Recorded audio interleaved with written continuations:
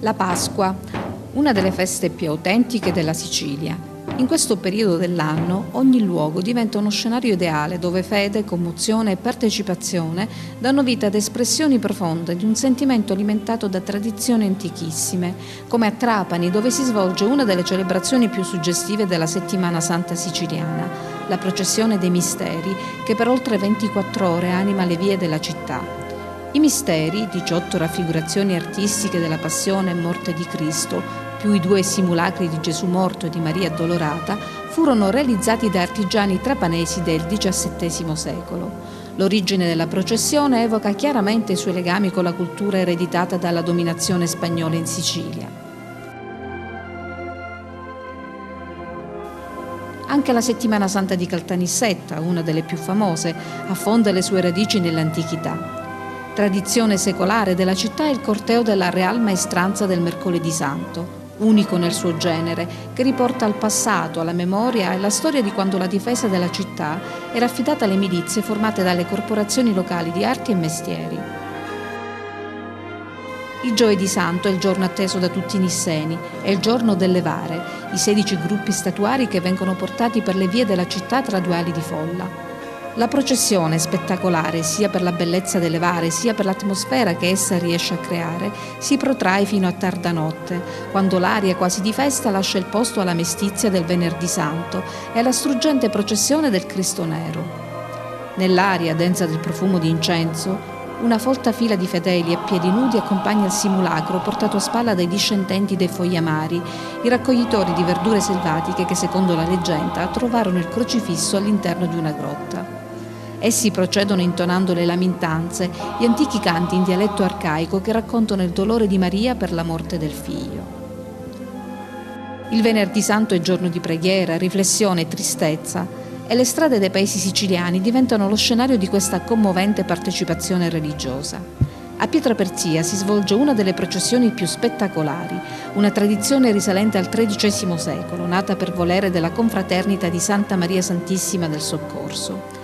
È la processione del Signore delle Fasce, un simulacro formato da una trave di legno di cipresso alta più di 8 metri, sulla quale è fissato il crocifisso e da cui dipartono centinaia di fasce bianche, ognuna tenuta da un fedele. La processione procede lentamente nel buio della notte tra le stradine del paese, mentre nell'aria regna il silenzio assoluto, interrotto solo dalle ladate dei confratelli. Anche a Enna la processione è nel segno del silenzio e della riflessione, mentre la nebbia avvolge magicamente gli oltre 2000 confrati che sfilano incappucciati in rigoroso ordine, rivivendo una tradizione che affonda le sue origini nel Medioevo. Poco distante da qui, ad Assoro, la processione si dipana per le vie del paese dalle prime luci della sera fino all'alba. Il Cristo è portato a spalla dalla congregazione dei nudi, che procedono a piedi scalzi, seguiti dalla congregazione di Maria Santissima Addolorata, portata a spalla anch'essa. A Erice, splendido borgo medievale, il Venerdì Santo è dedicato alla processione dei misteri. 6 gruppi statuari portati a spalla in un percorso affascinante, qual è l'antico abitato ericino.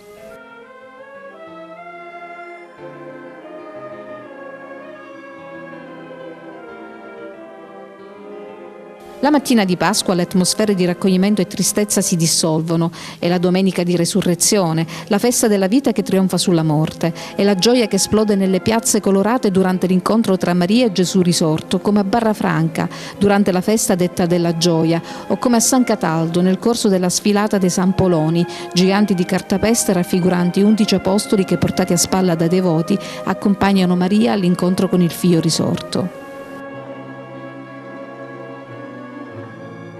E poi c'è la tradizione del rito bizantino che rivive la mattina di Pasqua a Piana degli Albanesi, dove la solennità delle celebrazioni pasquali si tramanda da secoli, mantenendo inalterato il forte legame con l'antica appartenenza all'etnia e alla cultura albanese.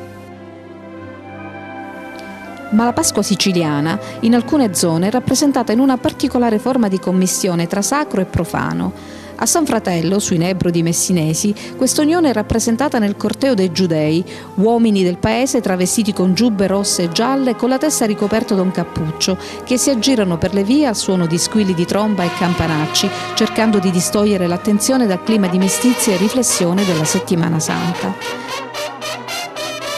È la manifestazione dell'eterna lotta tra bene e male che rivive anche a Prizzi, nel Palermitano, durante il Ballo dei Diavoli, rappresentazione di fede e folklore inscenata da alcuni abitanti del luogo che indossano un abito rosso e una grande maschera. Con loro danza anche la morte vestita di giallo. Al di là del significato religioso, la Pasqua richiama simbolicamente la rinascita della natura, come in un legame tra materia e spirito, rappresentato in modo suggestivo dagli archi di Pasqua di San Biagio Platani, dove si propone ormai da 3 secoli la grande sfida degli archi di pane, che si realizza in spettacolari geometrie create utilizzando canne di bambù, rami di salice e decorati con frutta, legumi, cereali, pasta e pane.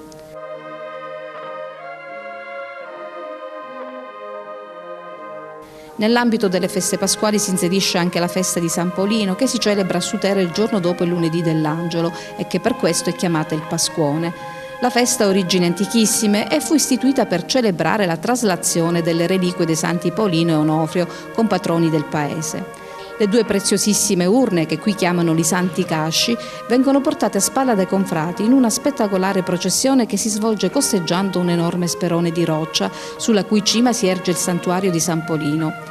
Dalla sommità di questa rocca lo sguardo si perde in un panorama incantevole che abbraccia l'isola dall'Etna al mare di Agrigento. Ed è qui che idealmente si conclude la Pasqua siciliana, una festa in cui rivivono la tradizione, la partecipazione popolare, la condivisione di una religiosità semplice e commossa che dona l'aspetto più profondo e umano di una terra incantata, appassionata, che riesce a non farsi dimenticare mai.